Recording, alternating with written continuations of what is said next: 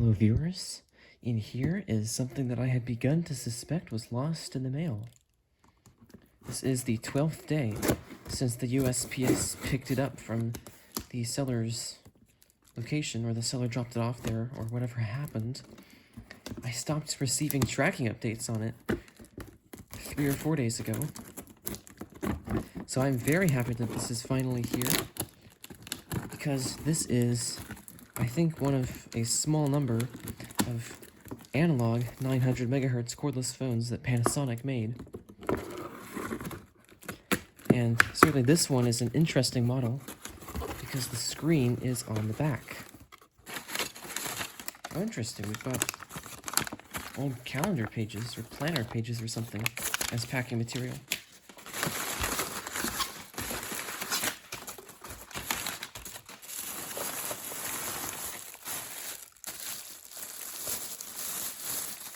Okay, the antenna has torn through the bag, but has not broken itself, so that's good.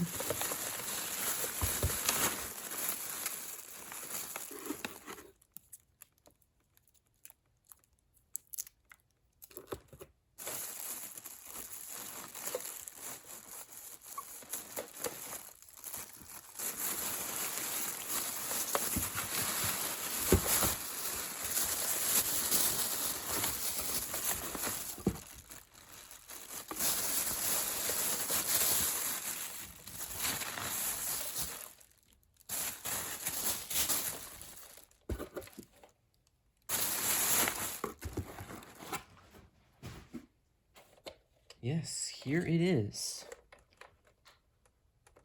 Alright, that does not extend. Kind of looked like it did, but it doesn't.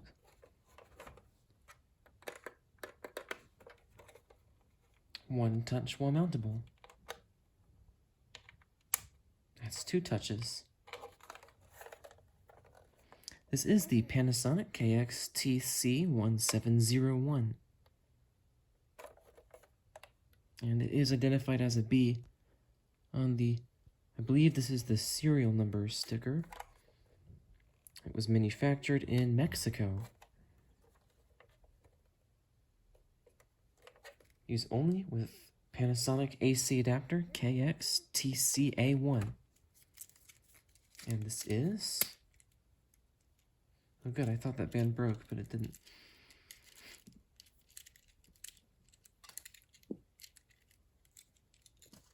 This is an unfortunately wrapped adapter, but at least it wasn't tightly wrapped around itself, like the cord, I mean. This is a KX-TC1701. 8 outputs. DC 9 volts, 350 milliamps, center negative, which is, I believe, what all these Panasonics tend to call for. Yep, it is. Oh, well, I'm a little far from the testing outlet right now, so I'll have to grab a clock radio with an outlet on it. Here's the telephone cord. It doesn't quite look like an original Panasonic cord, which is good because many of those get sticky with age, and this one is not. It's a standard single line cord. It's got like dark gray or charcoal insulation. Here is the handset itself, very solid and heavy. It's got the classic, I guess this is like a light brown color of printing. It's got quite a few buttons on it. And there is the screen on the back, which almost kind of looks like it still has a screen protector on it. Maybe not, I don't know. But either way, it's in great shape. Unfortunately, the battery is sitting here plugged into it. But thankfully, it's not corroded in the slightest. Actually, I think I could use a spare battery with this. I believe these use the same type of plugs as a lot of Uniden batteries. This battery does not appear to have a date code on it. It might be replaced. Oh, there it is. 0004. I believe that decrypts to April of 2000. So that's fairly late in the 900 megahertz era for it to still be analog or anatan.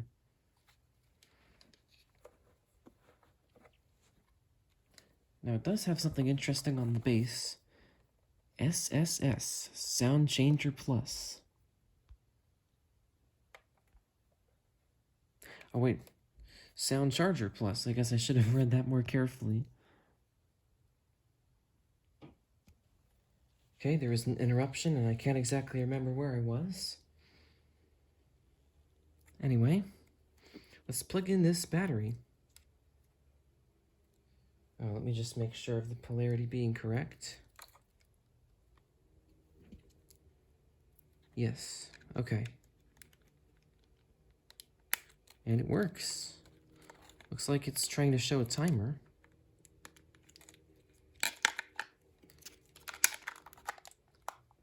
I do believe the Panasonic display problem only started around 2003, so that's good.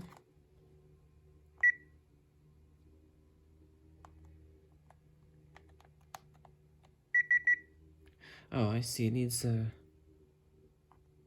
guess that's for the call log. It needs the base for the call log, which is unfortunate. But during the interruption, I took the opportunity to bring that radio over here, so all I have to do is just plug it in. It should be connected now. I'll just put it on the charger.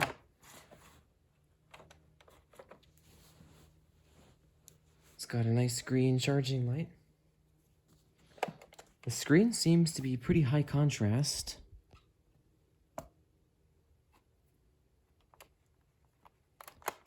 Doesn't appear to respond to any buttons when you are charging it. No items stored. So I guess that must be, or that must mean that the caller ID log is empty.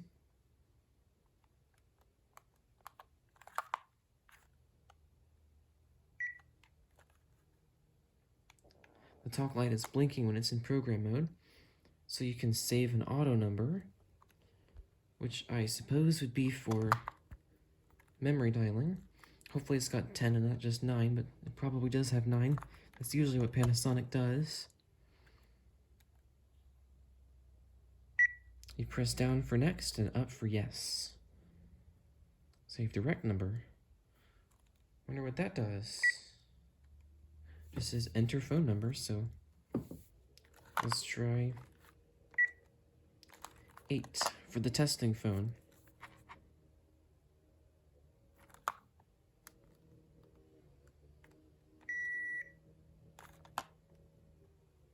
Cool, so I guess you just press this and it's like rocket dial? Nope.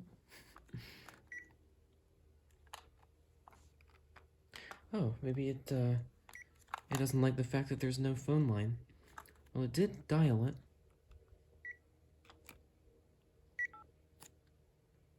Let's see if there's a volume adjustment on this thing.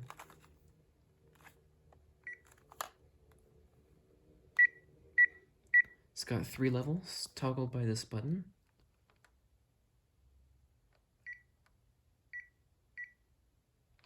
You can kind of hear background static in it, but it's not very loud at all.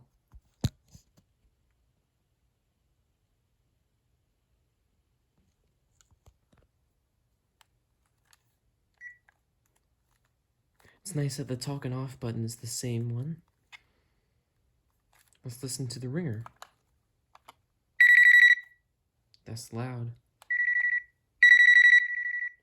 So unfortunately it just has that one single tone ringer, but it does have volume. That's pretty quiet.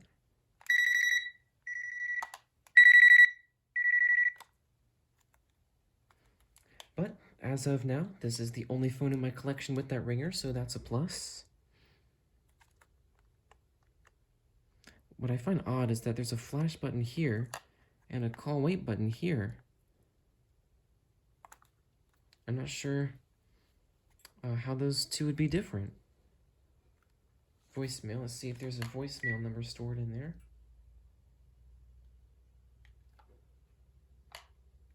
It turned on, but it didn't dial anything, so I guess not. Jeez, what a loud yard crew outside. How obnoxious. A lot of my videos lately have featured those yard crews. None of them come to our house. I usually mow the lawn myself.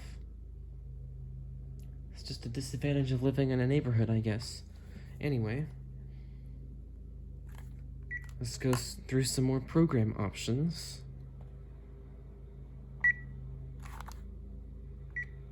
Oh, actually, I guess I can... Is there a way to delete that?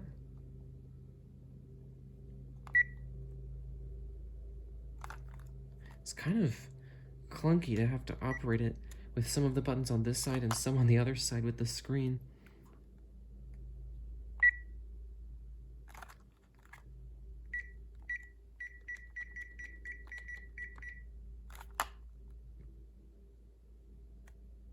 Auto equals save. And 0 to 9, nice, okay. Let's do 0. Program.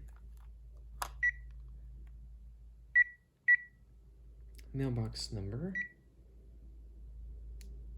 Yeah, you just have to enter it in there.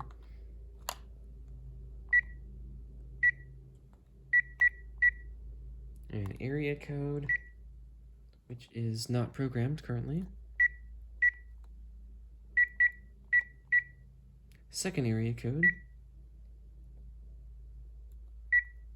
Line mode, which I think is usually set to B for Panasonics.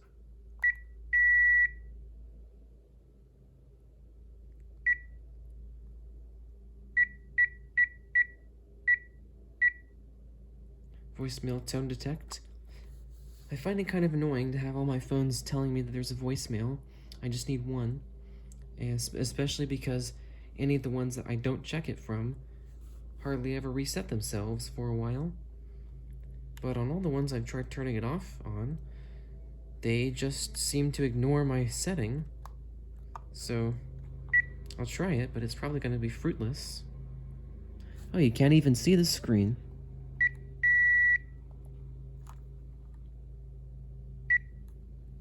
Unfortunately, it does back you out of the menu each time you save a setting. Flash time, which can go down to, I think 300 is good for this line.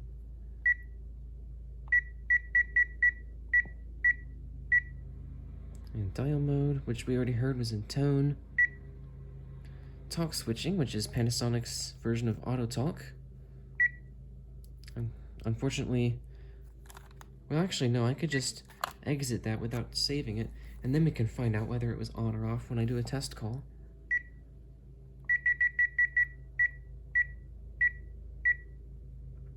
Okay, that is it for the programming menu.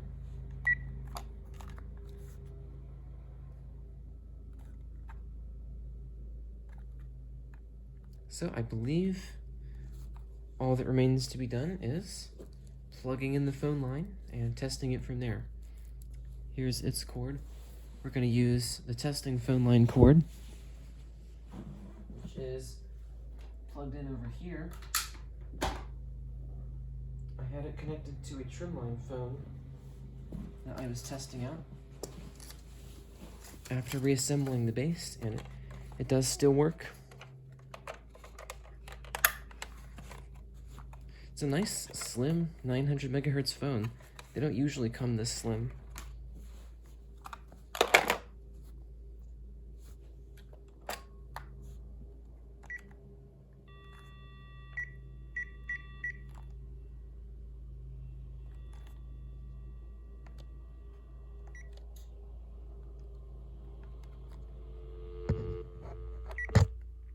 I'm going to try to do auto 0. Yeah, looks like it is dialing it. It's just, oh. I already pressed 9. Okay.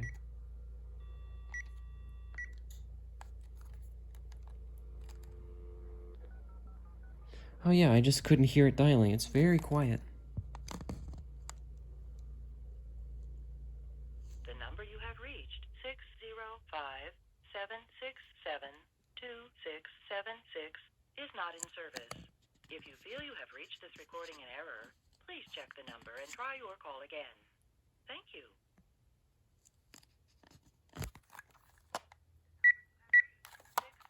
Five 767-2676 is not in service. If you feel you have reached this recording in error, please check the number and try your call again. Thank you. The number you have reached. And that is pretty loud.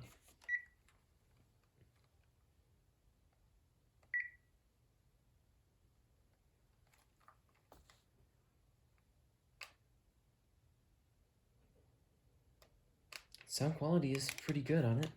The battery cover is kind of creaky. Oh, it also hardly even stays in place. Let's change that by putting some of this in there. This whole piece might be too thick though.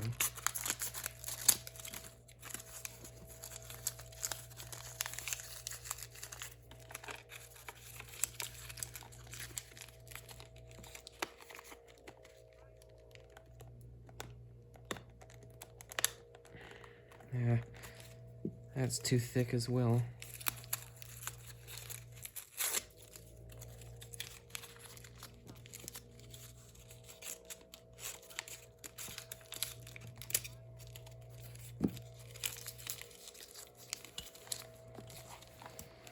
Okay, I just realized you couldn't see any of that, which is unfortunate. I do apologize, I was just focused more on that than the camera. But there it goes.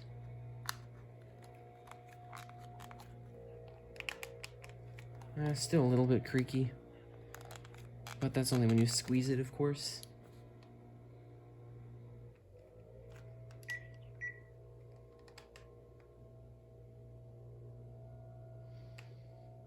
So yeah, it certainly has good sound quality.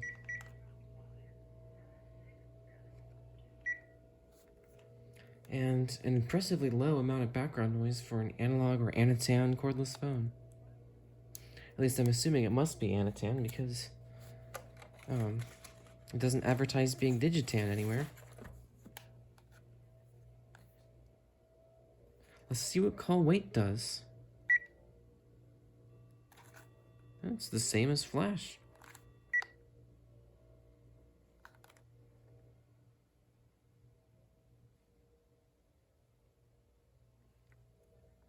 Cool, okay.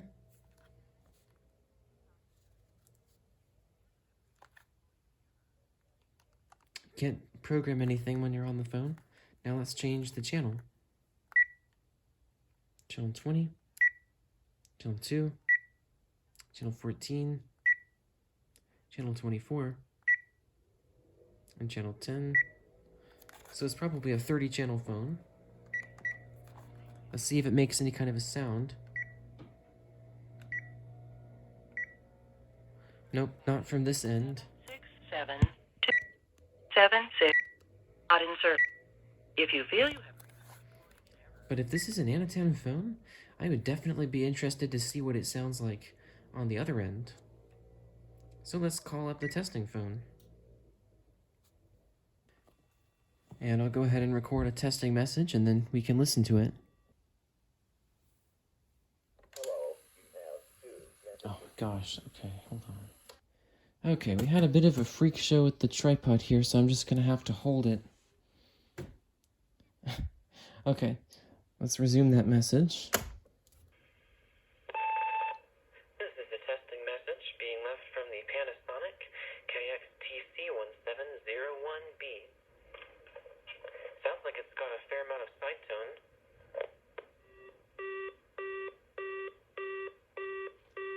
Line 2, Tuesday, 4:32 p.m. I was messing with the plug on the base because I noticed it wasn't fully in there, and it just went ahead and fell out. Okay. Let's change the channel. Hopefully the testing phone doesn't cut me off. Alright, here we go. Okay, are you back? I think you you are. Let's do it one more time. Alright.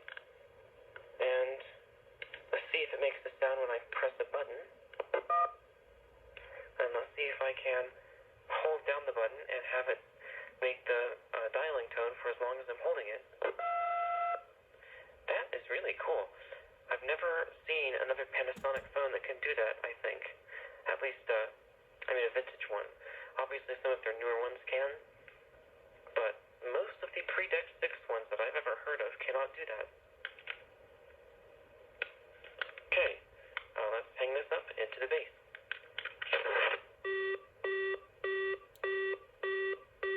Line 2, Tuesday, 4:34. That was your last message. Huh, wonder why it cut off the PM. It's been doing that some lately. Okay, so it does indeed make a sound when you press function buttons, and it's a really cool sound. Kind of sounds like some kind of a walkie-talkie sound, almost. So that's kind of just what I was hoping for. That's really cool. And the microphone on it seemed to sound just a little bit choppy or something, but it wasn't anywhere near unintelligible, so I'm not going to worry about it for now. Okay, now we're going to call this phone.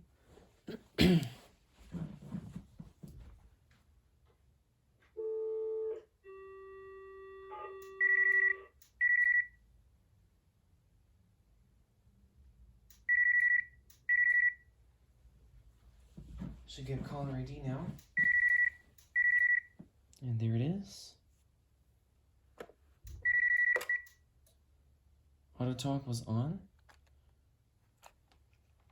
Right, and I'll go ahead and turn on the speakerphone. Hopefully we won't have a feedback freak show. Doesn't sound like we are. Alright, oh there we go. Okay, goodbye.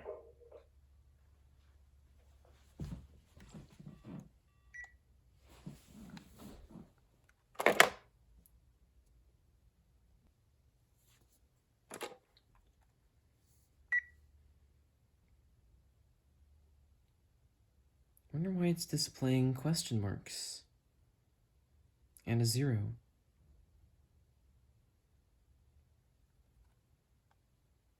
Not really sure I understand that. Anyway.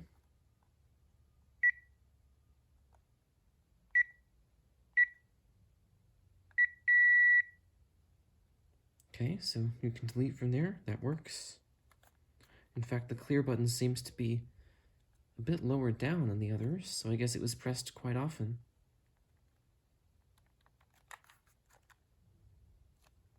Also, I noticed with the antennas on this phone, not only is this one, well, of course it's very stiff, but it's not sticky or anything. It doesn't feel like it's too brittle, but I'm pleasantly surprised with how non-sticky this is. And I was especially pleasantly surprised. Why does it say in use? Okay, you have to exit the caller ID log, I guess. The antenna here on the base is actually metal.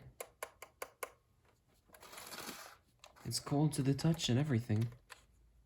It definitely doesn't look like it would be, but it's certainly shiny. Now the top part of it, oh no, actually it is. I guess this whole antenna is actually metal. I'm quite impressed with the build quality of this phone, but then again, it was made in Mexico. They seem to make great electronic equipment there. At least before the display problem took over. My KX-TG, I believe, 2620, I think it was. That one was made in Mexico, and the screen just completely went out on it. Other than that, it was quite a solid phone. In fact, the handset was even more solid than this handset. And this base is actually pretty lightweight. I'd say it doesn't weigh any more than the handset, actually. And certainly the handset would weigh more with its own battery in there, which hopefully does still work. Guess I can go ahead and try it out. I did notice, but neglected to mention earlier, there's duct tape over it. I'm guessing that's because the original sticky foam in this degraded to the point where it just became kind of a sticky pad of nothingness, if you will. So they just put a piece of tape over it to prevent it from leaving sticky residue everywhere. And I can just take this off and clean the whole thing with Goo Gone at some point.